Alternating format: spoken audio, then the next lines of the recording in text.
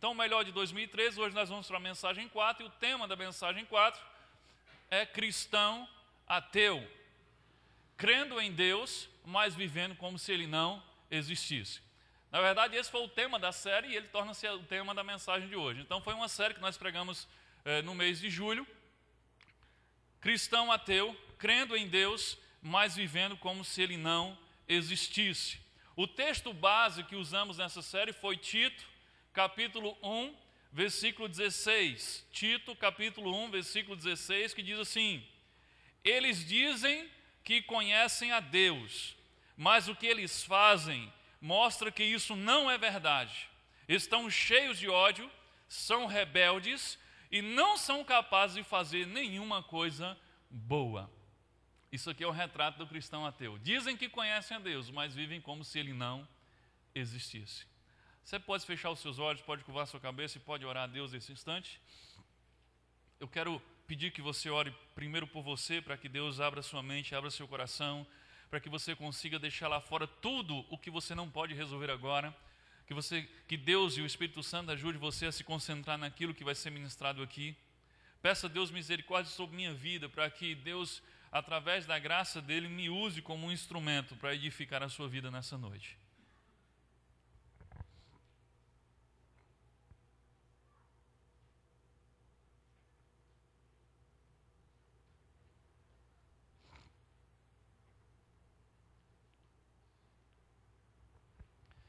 Deus amado, em nome de Jesus, eu quero mais uma vez te agradecer por mais uma vez o Senhor nos dar essa oportunidade tão especial de estarmos reunidos nesse lugar como tua família. Mais uma vez eu quero dizer, Deus, que nós damos toda a liberdade ao teu Espírito Santo para nos ministrar. Se necessário for, Deus, que o Senhor nos exorte. Se for necessário, Deus, que o Senhor nos encoraje. Deus, mas em nome de Jesus nós queremos ouvir aquilo que o Senhor tem para nós. Nós queremos pedir, Deus, que pela tua misericórdia a nossa mente, o nosso coração esteja completamente voltado para o Senhor. E nós repreendemos em nome de Jesus toda a ação do inimigo para tirar, Deus, de nós aquilo que o Senhor tem a nos dar nessa noite. E eu quero pedir, Deus, misericórdia sobre a minha vida. Deus, que os meus erros, que as minhas falhas não impeçam, não atrapalhem aquilo que o teu Espírito Santo quer fazer na vida de cada um nessa noite. É assim que nós te oramos e te agradecemos em nome de Jesus. Amém. Então, cristão ateu, crendo em Deus, mas vivendo como se Ele não existisse. Então, o texto que lemos de Tito, capítulo 1, versículo 16, ele diz exatamente isso. Pessoas que dizem que conhecem a Deus, mas vivem como se não conhecem, e vivem cheios de ódio, são rebeldes e são incapazes de fazer alguma coisa boa. Então entenda uma coisa, quando o assunto é fé em Deus, nós podemos dividir as pessoas em 3 categorias. E é isso que nós vamos fazer agora na primeira parte da mensagem. Vamos ver essas 3 categorias que as pessoas se classificam quando o assunto é fé em Deus. E à medida que nós formos falando sobre essas 3 categorias, eu quero que você faça uma autoanálise, certo? Nós não vamos usar a pá, nós não vamos, como é que é a pá? Você enche e joga no outro, é para você, dá certinho para fulano. Não vamos usar a pá, nós vamos usar a enxada, que você vai lá e puxa para você. Então vamos fazer uma autoanálise, em que categoria eu me encontro, ou que partes dessa categoria eu estou me encontrando, e em que eu preciso mudar para estar na categoria correta a respeito da fé em Deus. Então é um tempo para o Espírito Santo ministrar você, e não para você direcionar para outra pessoa. Então, quando o assunto é fé em Deus, as pessoas se dividem ou se classificam em 3 categorias. Então, você pode pegar o seu esboço, pode pegar a caneta aí, e você já pode anotar no seu esboço. A primeira categoria são os ateus. Então, quando o assunto é fé em Deus, as pessoas se dividem em 3 categorias, e a primeira categoria são os ateus. Você já pode completar aí com a palavra ateu.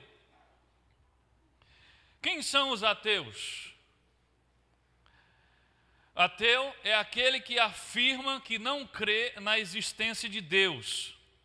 E se ele não crê na existência de Deus, muito menos ele crê na existência de um Deus pessoal e de um Deus com quem podemos nos relacionar e com um Deus que se importa conosco e nos ama. Então, um ateu, ele não crê nessa possibilidade de existir um Deus e ainda mais ainda de um Deus pessoal que pode e quer se relacionar com cada um de nós. Para um ateu, o mundo surgiu, o mundo e tudo que nele há, surgiu a partir de uma explosão cósmica chamada de Big Bang, e a partir daí todas as coisas foram acidentalmente evoluindo por bilhões de anos até se tornarem isso que a gente conhece hoje.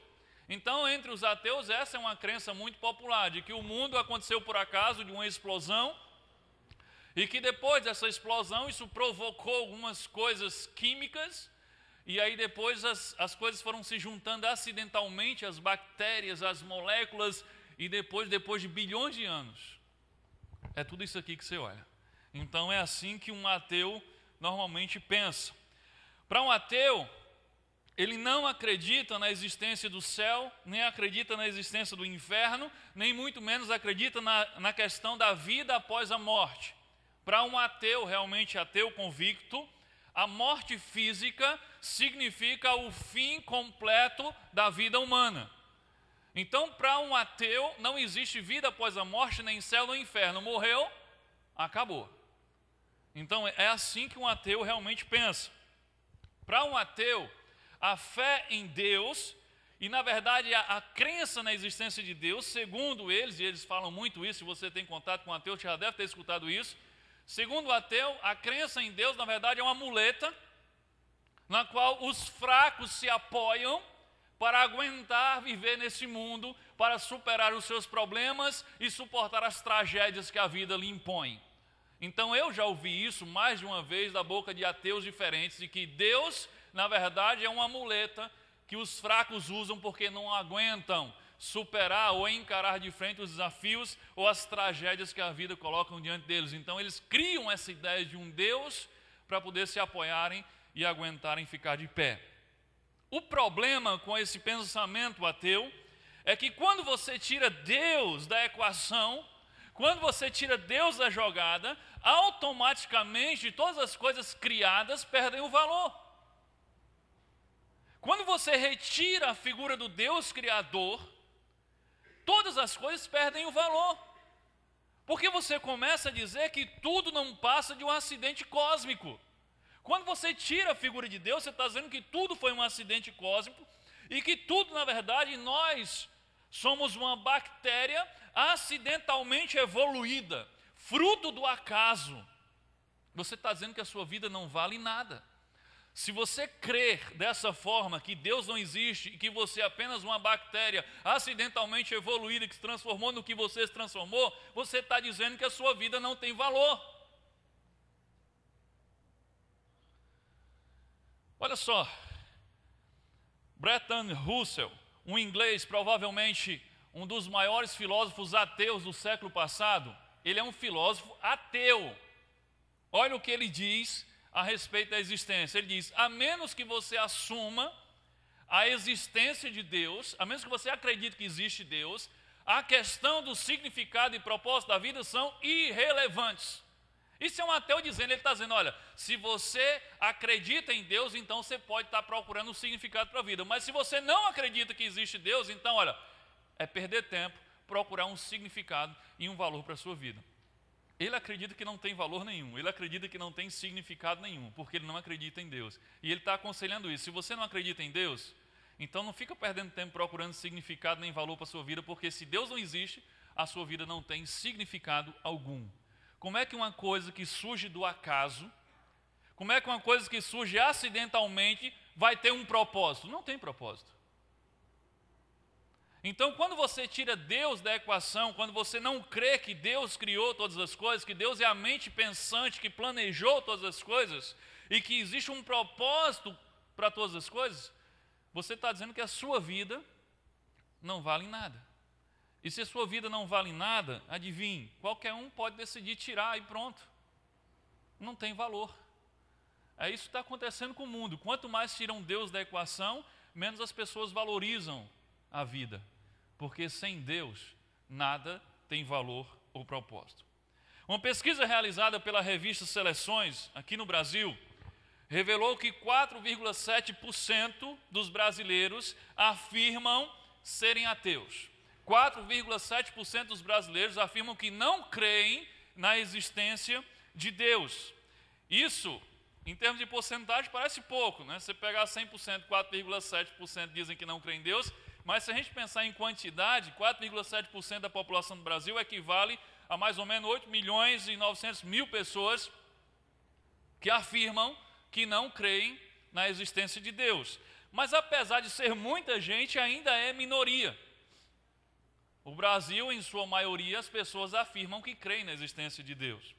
E mesmo nessa minoria de 4,7% dos que se dizem ateus, há aqueles que dizem que são ateus, mas que na verdade eles estão mentindo para si mesmos, dizendo que não creem em Deus, apenas para não terem que viver segundo as regras de Deus. Está acompanhando meu raciocínio? Tem muita gente por aí dizendo que é ateu, tem muita gente por aí mentindo para si mesmo, dizendo que não acredita na existência de Deus, porque simplesmente eles decidiram viver de acordo com as suas próprias regras. E aí eles negam a sua fé na existência de um Deus, para quê? Para aliviar a sua culpa de não viver segundo as regras desse Deus. Então tem um monte de gente por aí dizendo, eu sou ateu, eu não creio que Deus existe, porque isso alivia a culpa. Então se eu não creio que Deus existe, se eu nego a existência de Deus, logo não preciso obedecer os mandamentos de Deus. Então estou livre. Então tem muita gente mentindo para si mesmo, dizendo que é ateu, negando a sua fé na existência de Deus, simplesmente para aliviar a sua culpa de não viver segundo as ordens, os mandamentos e as regras de Deus. É aquele tipo de pessoa que você pergunta, qual a sua religião? Ele diz, eu sou ateu, graças a Deus. Aí você começa a descobrir, será que esse cara é ateu mesmo? Eu lembro que quando eu falei, teve uma mensagem aí, há um tempo atrás, que eu falei sobre os perdidos, que Jesus nos chamou para ganhar os perdidos. Aí eu falei assim, quem são os perdidos? Eu comecei, primeiro, os ateus são perdidos, porque eles não creem em Deus, não creem no céu, não creem no inferno, então estão perdidos. E depois eu fui repreendido por alguém que se dizia ateu e disse, não, você não tem o direito de dizer que eu estou perdido, que eu não estou salvo, só porque eu sou ateu. Aí eu disse, como é que é isso? Como é que um ateu se ofende ao ouvir que ele não vai para o céu, se ele não acredita nem em Deus e nem acredita no céu? Eu não entendo como é que um ateu pode se ofender com isso, porque se ele não acredita. Então percebe? Ele acredita, mas ele diz para ele mesmo que ele não acredita. Quem estava aqui em julho vai lembrar da história que eu contei, mas vou contar como se vocês não soubessem, em consideração àqueles que não estavam. Da história que aconteceu quando eu estava voltando de um congresso lá em São Paulo.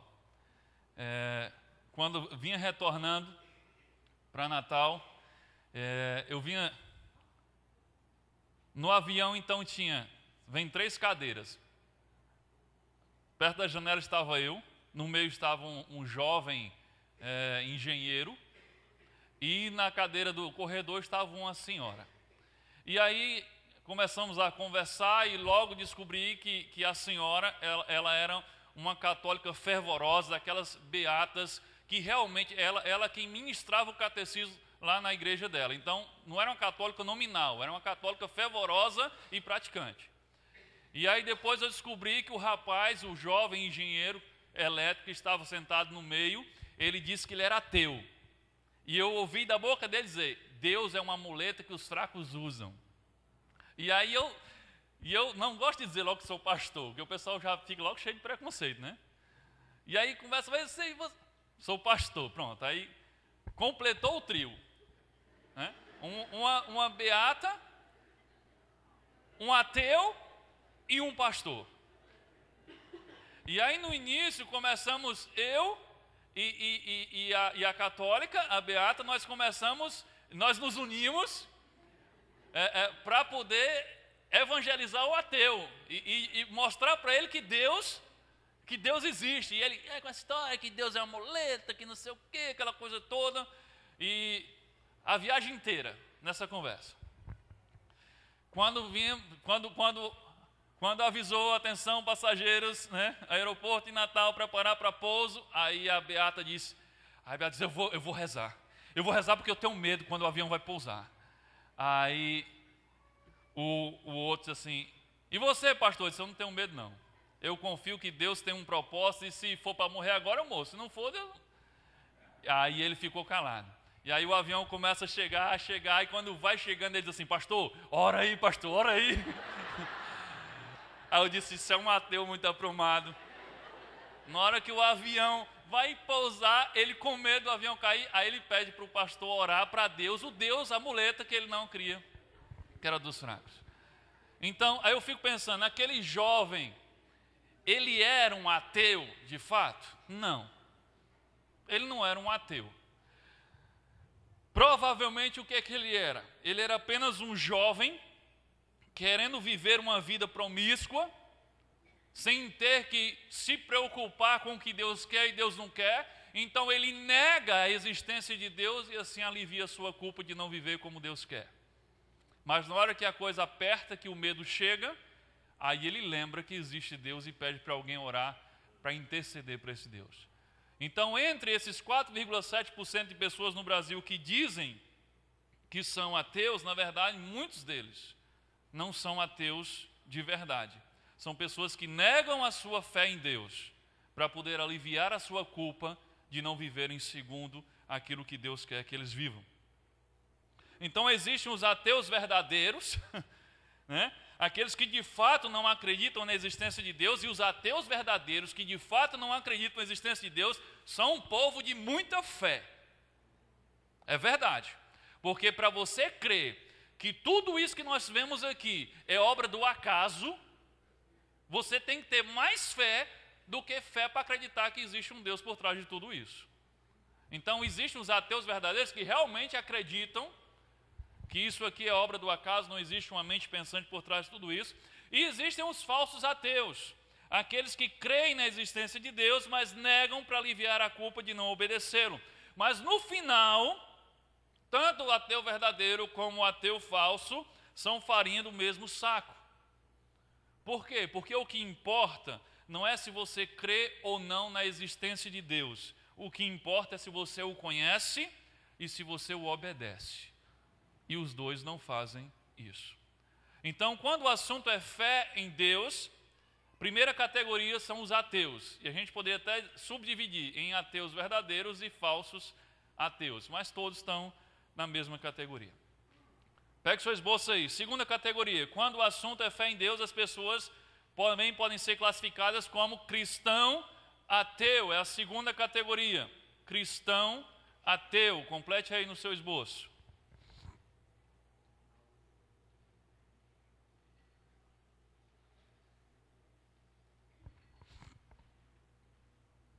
Cristão ateu. Como diz o título da mensagem, é aquele que afirma crer em Deus, mas vive como se Deus não existisse. E eu lembro também, compartilhei aqui, que eu estava ouvindo a rádio CBN, e o repórter estava contando uma história bem inusitada que aconteceu em São Paulo. E a história foi que tinha uma igrejinha em uma determinada rua, e próximo à igrejinha tinha um bordel. Aqueles lugares né, bem complicados. E aí o pastor mobilizou os membros da sua igreja para fazerem uma campanha de oração, de jejum e oração, para Deus fechar o bordel. E isso tornou-se público naquela comunidade, que o pastor tinha feito isso e que a igreja estava numa campanha de oração e de jejum para Deus fechar o bordel. Algumas semanas depois de começar essa campanha, teve um curto-circuito lá no bordel e o bordel pegou fogo. E queimou inteiro, mas foi na hora que não tinha ninguém. A dona do bordel, quando soube disso, o que ela fez? Ela foi à justiça, abriu um processo contra a igreja e contra o pastor, porque eles eram os culpados do bordel ter pego fogo. Porque eles fizeram uma campanha de jejum e oração para que Deus acabasse com o bordel. Então eles eram os responsáveis por aquilo e tinham que ressarcir financeiramente ela. E aí o juiz, né, intima lá a dona do bordel e intima o pastor. Isso eu ouvi uma reportagem, não foi uma brincadeira não. E o juiz intima lá a dona do bordel e o pastor. E está lá a dona do bordel dizendo, eu tenho certeza que só pegou fogo por causa da oração desse pastor e do povo da igreja dele. E o pastor dizia, seu juiz, uma coisa não tem nada a ver com a outra. Não tem nada a ver com a... Nós estávamos orando lá, mas isso foi apenas um curto-circuito que aconteceu lá, não tem nada a ver com a gente. E o juiz olhando para aquilo, o juiz disse assim, é a primeira vez que eu vejo uma dona de bordel que acredita no poder da oração e um pastor que não acredita. Esse é um típico cristão ateu. Ele orou e jejuou, mas na hora que apertou, disse, não tem nada a ver com oração. Então a dona do bordel não praticava oração, mas cria no poder da oração. E como cria? Já o pastor praticava e até jejuava, mas não cria no poder da oração.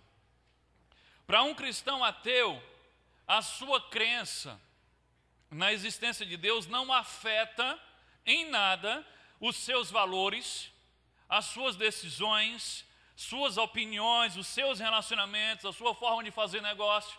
Então, quem é o cristão ateu? É aquele cuja fé em Deus não altera em nada a sua vida cotidiana.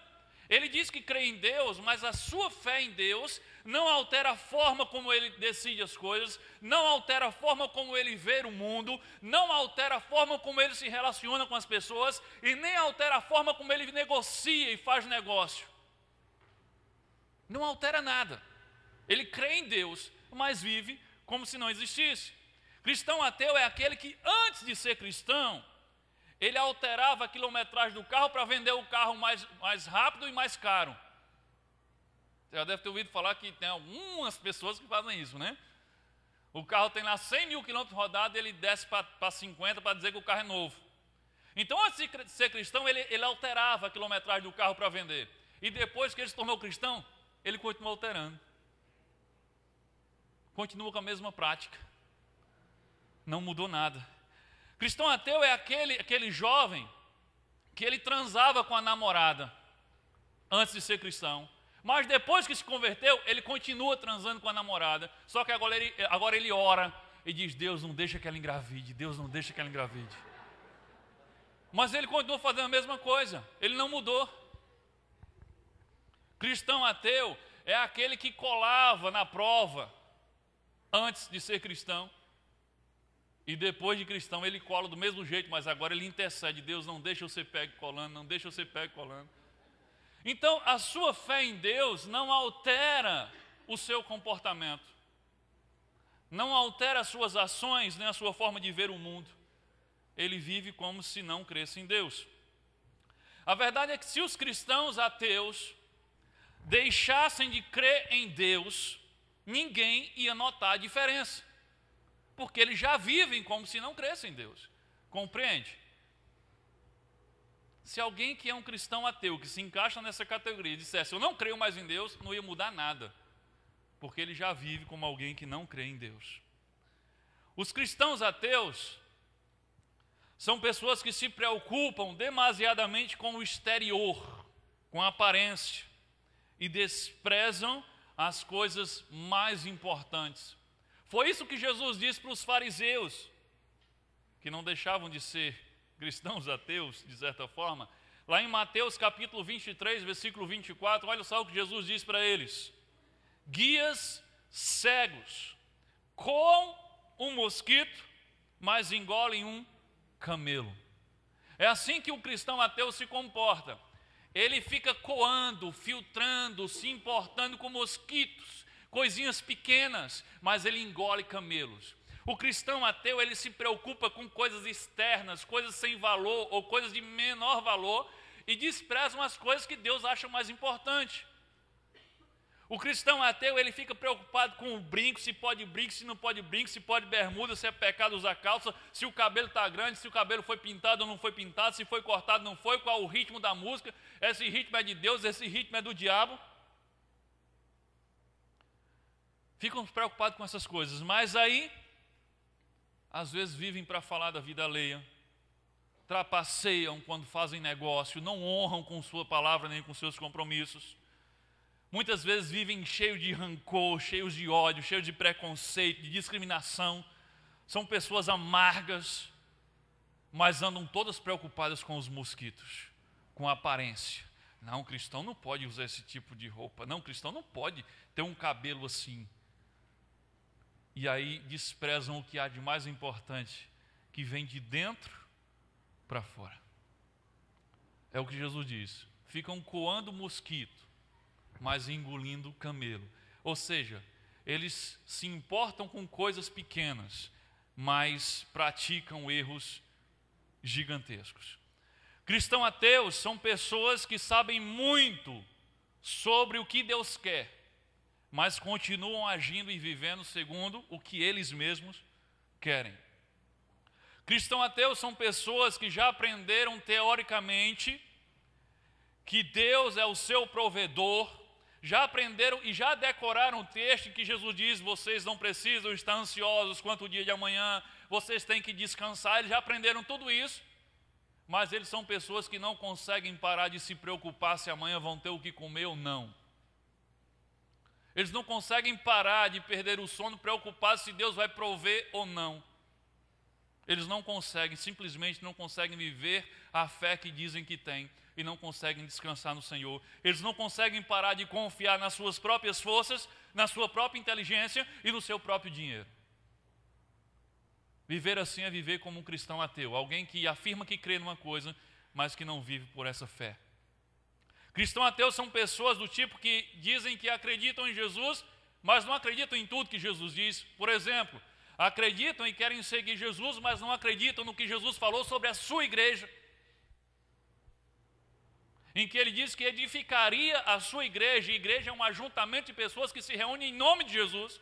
E ele diz: não é necessário estar reunido com outras pessoas para poder seguir Jesus. Se Jesus diz: eu vou edificar a minha igreja, e a palavra que foi traduzida por igreja significa ajuntamento.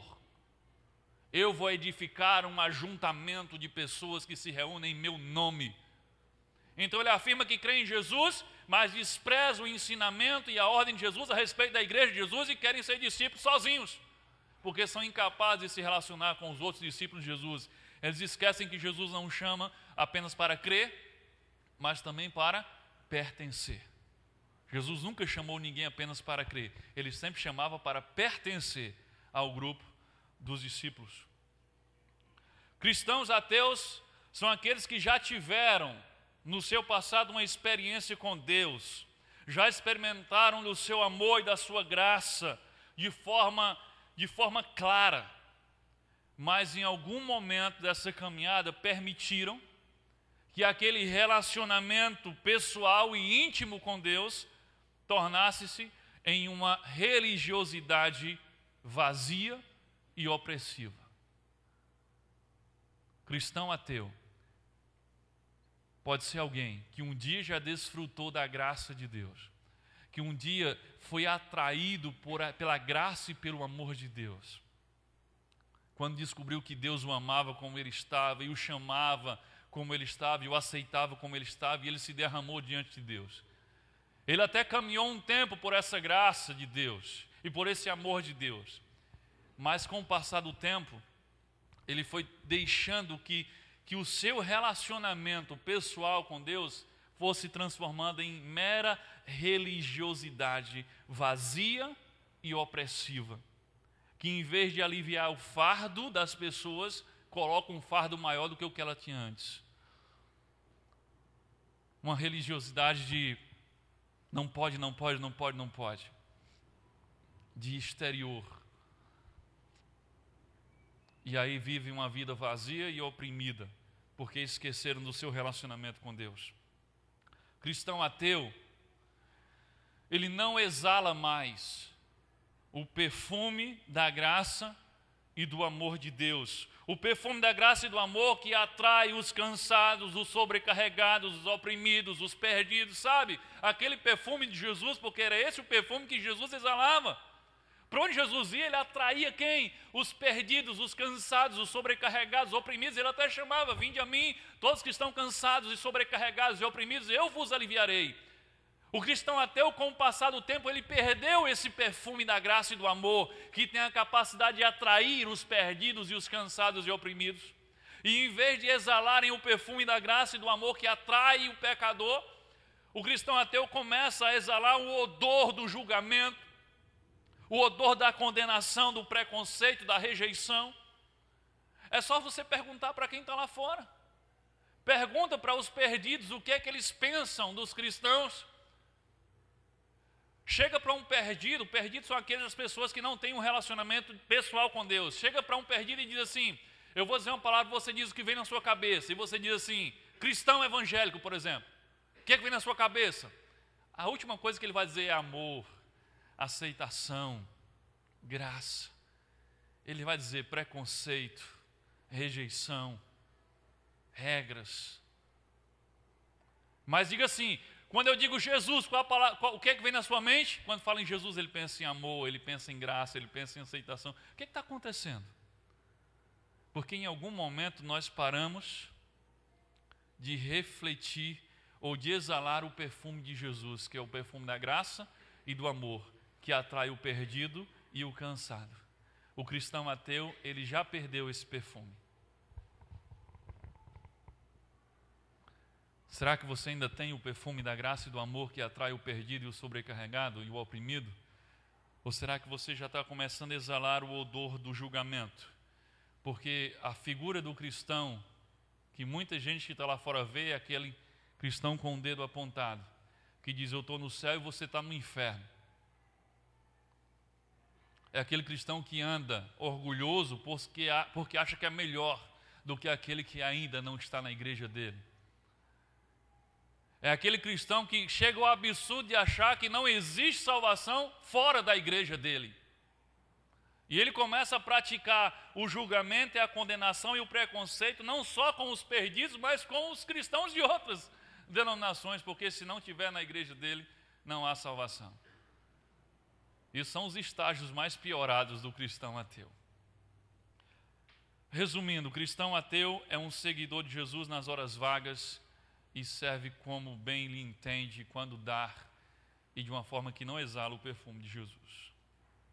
Espero que você não se encontre na categoria de cristão ateu. Mas se porventura você encontrou características do cristão ateu em você, não é para você ficar desesperado agora.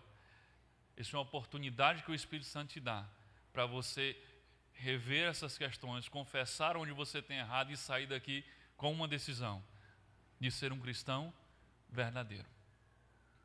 E essa é a terceira categoria que você vai completar aí.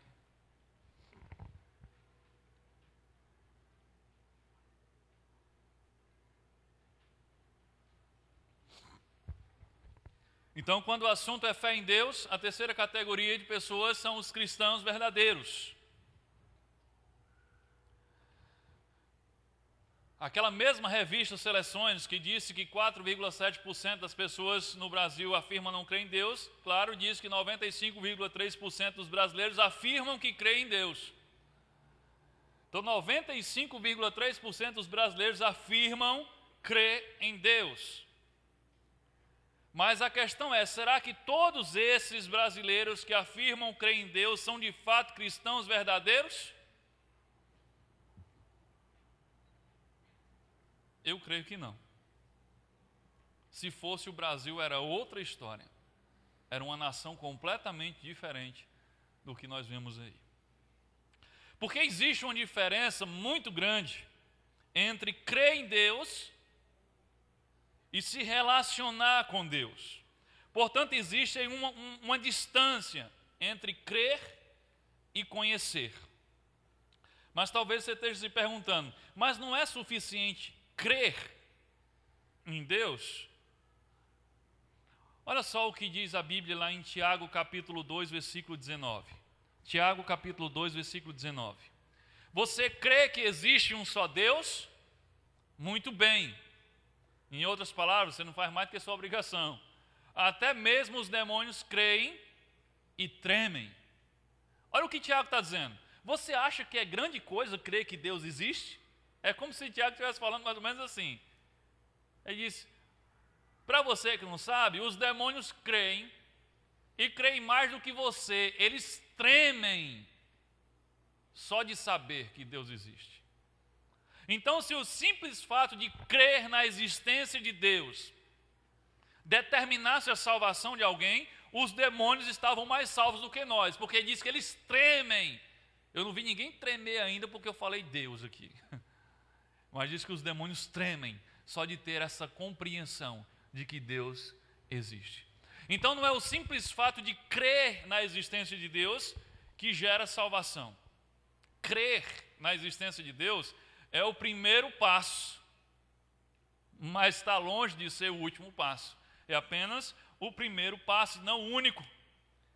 Cristão verdadeiro é aquele cuja fé em Deus influencia diretamente a sua maneira de pensar, a sua maneira de falar, a sua maneira de agir e a sua maneira de reagir.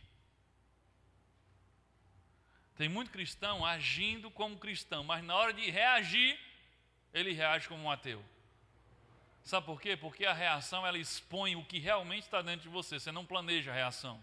A ação você planeja, mas a reação você é pego de surpresa. Mas quando você é um cristão verdadeiro que vive um relacionamento íntimo e verdadeiro com Deus, e Cristo não só vive do seu lado, mas vive em você, e como Paulo diz, através de você, então essa sua fé e esse seu relacionamento com Deus influencia como você pensa, influencia como você fala, influencia como você age e influencia como você reage.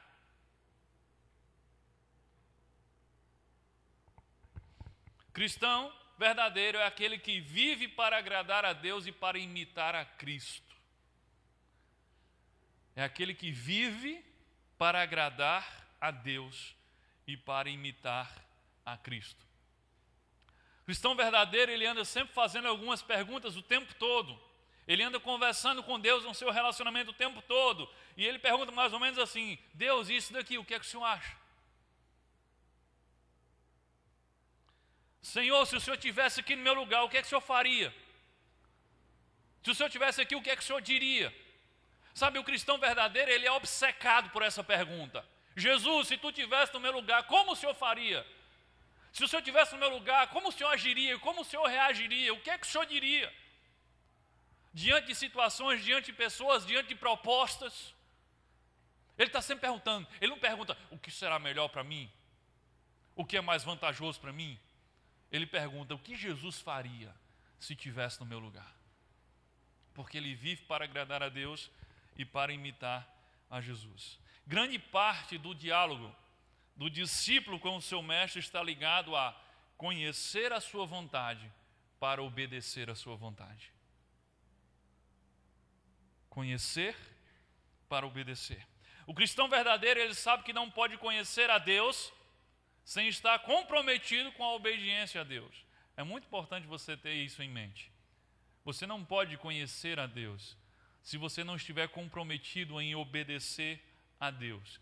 1 João, capítulo 2, versículo 3 e versículo 4. 1 João 2, 3 e 4 diz assim: sabemos que o conhecemos, se obedecemos os seus mandamentos. Aquele que diz, eu conheço, mas não obedecem aos seus mandamentos, é mentiroso e a verdade não está nele. Não existe conhecer a Deus sem a disposição para obedecer a Deus. Eu conheço a Deus, mas não obedece a Deus, então você não conhece a Deus. Sabe, na linguagem bíblica, conhecer é mais do que apenas saber quem é. Na linguagem bíblica, conhecer não é apenas um ato intelectual de saber quem é. Conhecer na linguagem bíblica significa comprometer-se com. Então, quando na Bíblia fala conhecer, significa estar comprometido, vinculado. A palavra hebraica é yada, que significa contato, intimidade, parentesco, reciprocidade, compromisso.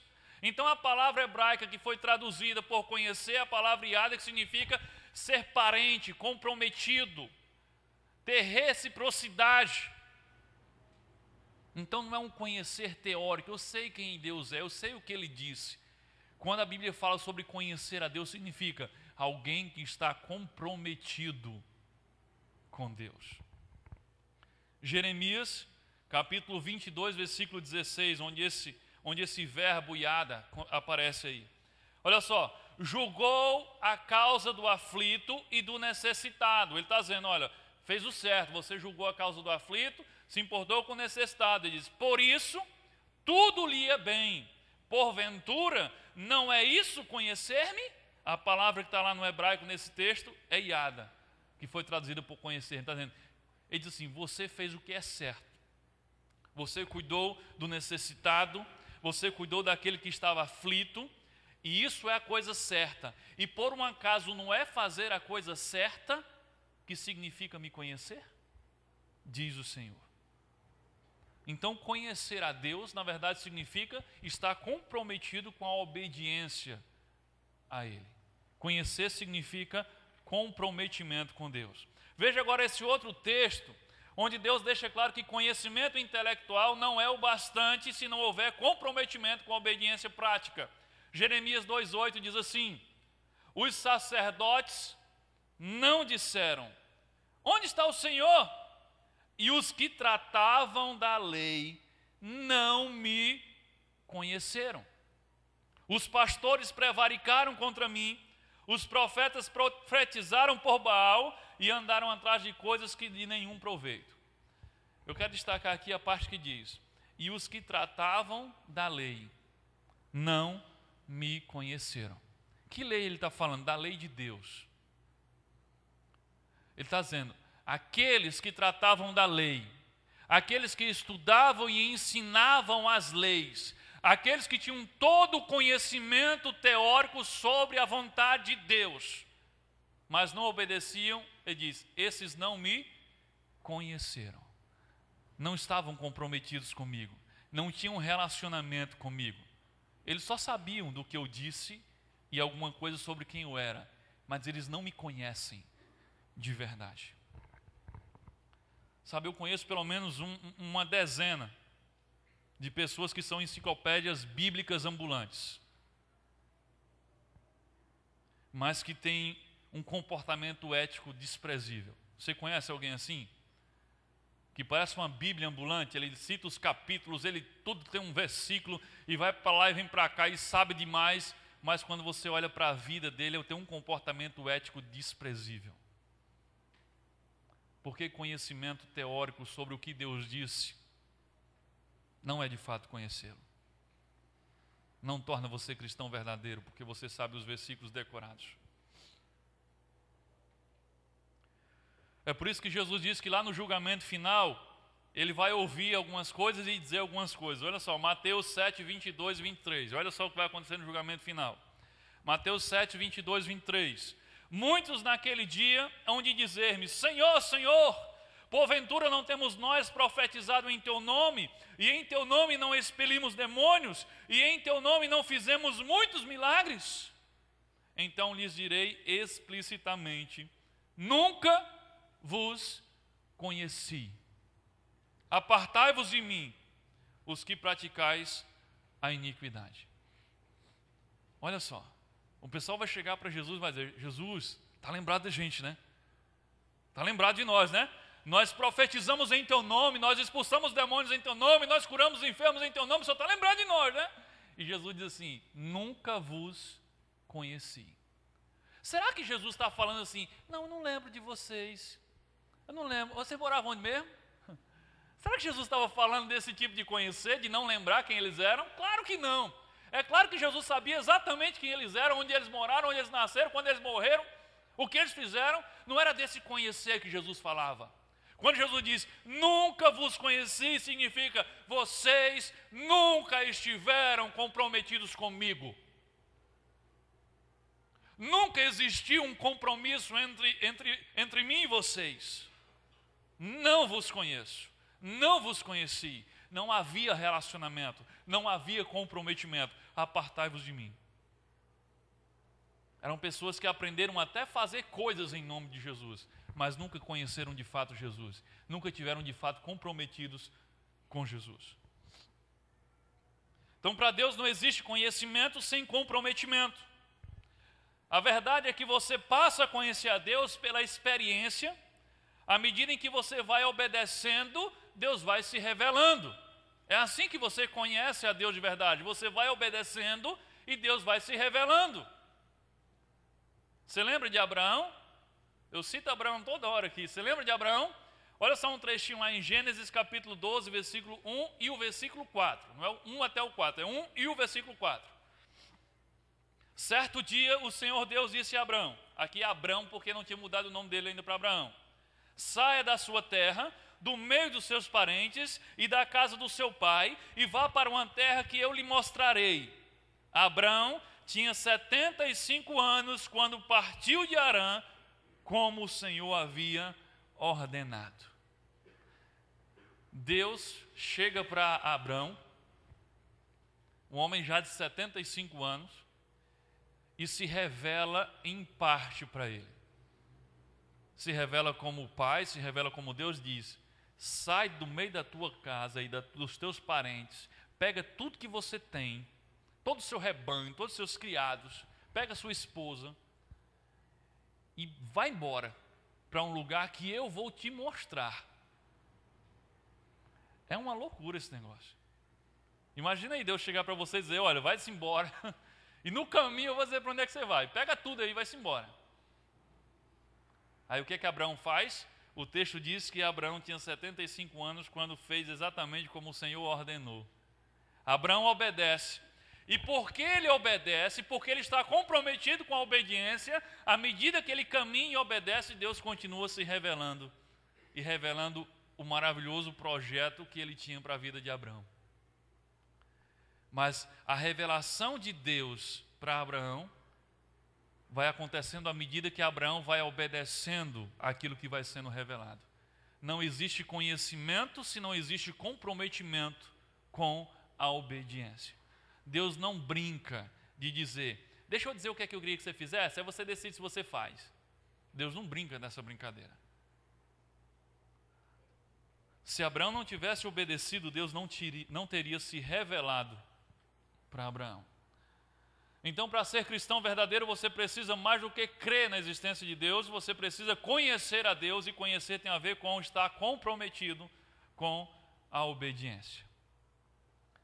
Próximo ponto aí no seu esboço. Para conhecer a Deus, você precisa submeter-se a Ele. Então, como é que eu conheço a Deus? Você precisa submeter-se a Deus para poder conhecer a Deus.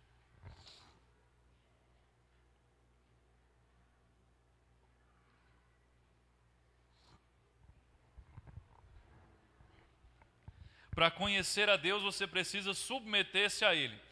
Vou usar como exemplo aqui Moisés. Já falei de Abraão, vou falar aqui de outro patriarca, Moisés. Êxodo capítulo 3, versículo 2 e versículo 6, 2 ao 6. Olha só o que diz. Isso é Moisés com Deus. Ali, o anjo do Senhor apareceu a ele numa chama de fogo no meio de um espinheiro. Em algumas versões, numa sarça ardente. Moisés viu que o espinheiro estava em fogo, porém não se queimava. Então pensou: que coisa esquisita! Por que será que o espinheiro não se queima? Vou chegar mais perto para ver. Olha a curiosidade de Moisés. Quando o Senhor Deus viu que Moisés estava chegando mais perto para ver melhor, ele o chamou do meio do espinheiro e disse, o texto continua: Moisés, Moisés. Estou aqui, respondeu Moisés.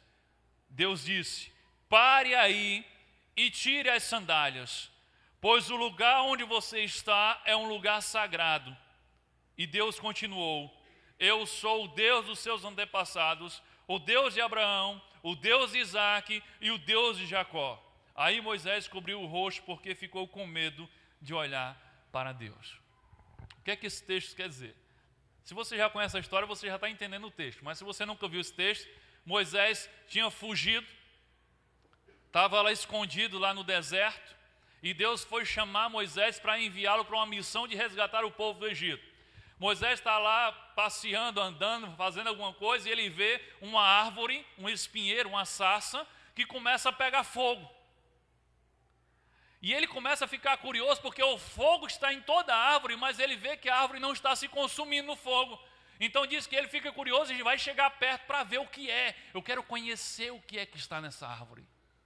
Quando Deus vê que Moisés vem para ver melhor, saber o que era e ver quem ele era, o que é que Deus diz? Pare aí. Stop. Para aí, Moisés. Tire as suas sandálias. Porque isso aqui não é qualquer lugar, não. Eu não sou qualquer um, não. Tire as suas sandálias, que aqui é terra sagrada. Por que é terra sagrada? Moisés passava por ali todo dia de sandália, era terra sagrada porque Deus estava ali. Tira as sandálias. Depois que Moisés tira as sandálias e se inclina, a tirar as sandálias era um sinal de submissão e de reverência. Depois que Moisés tira as sandálias e se inclina e reverencia, o que acontece? Deus se revela. Eu sou o Deus dos seus antepassados. Eu sou o Deus de Abraão, eu sou o Deus de Isaac, eu sou o Deus de Jacó. Enquanto Moisés era só um curioso, querendo saber que história de fogo é esse, que não queima e queima e não queima, Deus disse, pode ficar parado aí. Se você quer saber quem está aqui, você precisa ter uma outra postura. Tira as sandálias do pé. Você precisa ter uma postura de submissão. Então tira as sandálias do pé. Se você quer conhecer a Deus, você precisa render-se, submeter-se a Ele antes de conhecê-lo. Olhe para Jesus. Jesus foi a melhor revelação de Deus entre nós. Quem foi que teve o direito de aprender detalhadamente e profundamente sobre Deus com Jesus? Foram aqueles que estavam dispostos a se submeter a Ele e a caminhar com Ele e a largar tudo para segui-lo.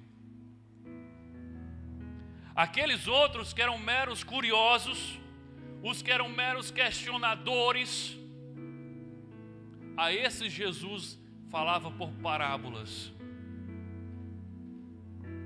Eu nunca tinha entendido isso.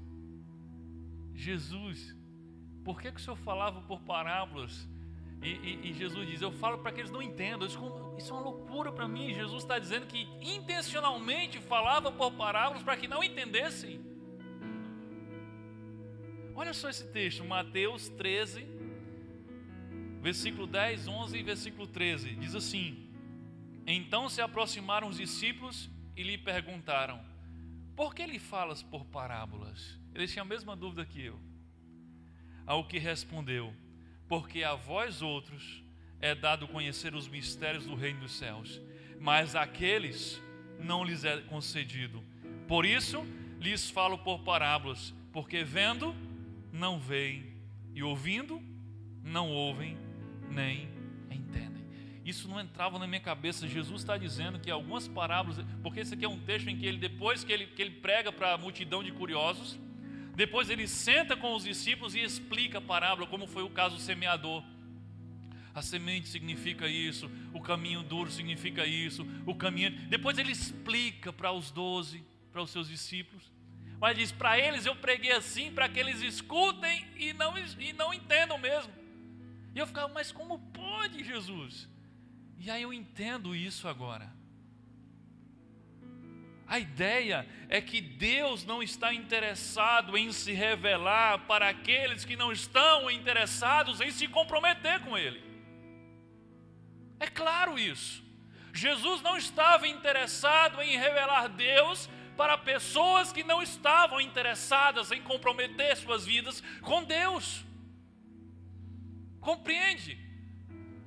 Deus se revela a quem está disposto a obedecê-lo e a comprometer-se com Ele. Você quer conhecer a Deus? Então você precisa tirar as sandálias do pé. Você precisa se render, você precisa se submeter, você precisa ter uma postura de humildade. É por isso que aqueles que querem entender a Deus, mas não querem servir a Deus, vão continuar sem entender a Deus. Porque Deus não se revela a quem não se submete. Aí Deus diz para esses que querem apenas entender sem submeter, e Deus diz, ok, pode parar aí. Quer saber mais? Quer me conhecer mais? Então baixa a tua Cristo, tira as tuas sandálias, submeta-se, disposição para comprometer-se, e aí ele se revela. É por isso que aqueles que vão ler a Bíblia para procurar argumentos contra Deus e contra a fé e contra a igreja, ficam cada vez mais distantes dele, porque eles leem, mas não entendem. Porque isso aqui não é apenas um livro de história, nem isso aqui é um livro científico, isso aqui é um livro espiritual. E esse livro só é discernido pelo poder do Espírito Santo de Deus. Sabe, tem gente que pensa que se for para o seminário, vai aprender tudo sobre esse livro, vai conseguir extrair verdades profundas desse livro, vai conseguir ver coisas que ninguém vê nesse livro. Você não aprende isso no seminário. Eu já disse para várias pessoas, eu disse, quase nada do que eu ministro aqui eu aprendi no seminário.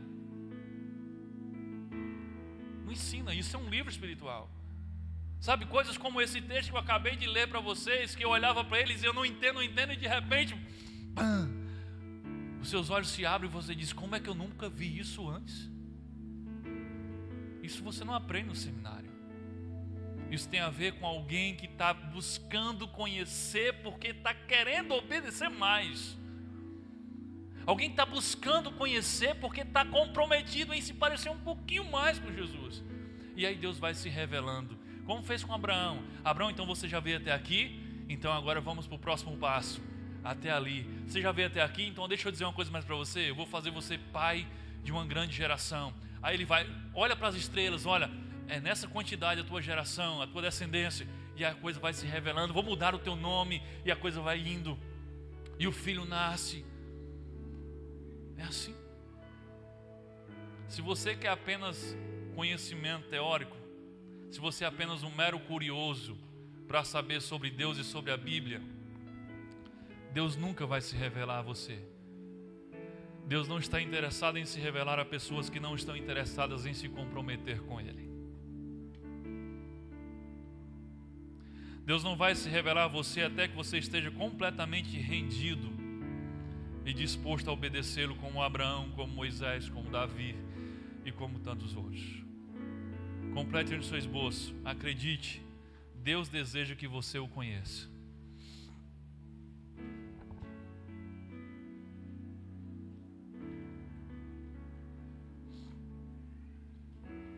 Acredite, Deus deseja que você o conheça. Deus amou você primeiro. Deus tomou a iniciativa de se revelar a nós. Foi por isso que Ele enviou os seus profetas. Foi por isso que Ele enviou o seu Filho Jesus, que é a maior e mais perfeita revelação dEle entre nós. Foi por isso que Ele conduziu a história para nos entregar a sua palavra escrita. Porque se você estudou um pouco de história, você sabe a quantidade de vezes que tentaram acabar com esse livro, exterminar esse livro da face da terra, e Deus nunca permitiu. Ele conduziu a história para que isso chegasse até nós. Ele enviou os profetas, Ele enviou Jesus, Ele enviou a sua palavra, porque Ele tem interesse que você o conheça pessoalmente. Olha só o que diz Atos 17, 23, a parte B, e o versículo 27. Pois esse Deus que vocês adoram sem conhecer é justamente aquele que eu estou anunciando a vocês. Ele fez isso para que todos pudessem procurá-lo e talvez encontrá-lo, embora Ele não esteja longe de cada um de nós. Diga para a pessoa do seu lado, Deus não está longe de você. Lembra do que cantamos hoje aqui no início? Deus está perto de nós. Deus não quer se esconder de nós. Ele deseja se revelar a você. Olha só o que diz Jeremias capítulo 29, versículo 13. Vocês me procurarão e me acharão quando me procurarem de todo o coração. Quer mais claro do que isso? Quando é que você encontra Deus? Quando é que você conhece Deus? Quando você procura pela curiosidade? Quando você procura para poder saber apenas? Ou para ter argumentos teológicos para discutir com outros? Através de Jeremias ele diz: vocês me procurarão e me encontrarão quando vocês me procurarem de todo o coração. Se você está buscando a Deus com submissão, se você está buscando a Deus com fé sincera, você o encontrará. E também encontrará as respostas que está buscando para a inquietação da sua alma e do seu espírito. Você encontrará as respostas. Mas se você estiver buscando com o coração submisso e com a fé verdadeira e com a disposição para comprometer-se. Porque, como diz o texto, Ele não está longe de você. Se você ainda não tomou a decisão de crer, de obedecer e conhecer a Deus, você não pode sair daqui hoje sem fazer isso. Amém? Que Deus nos abençoe.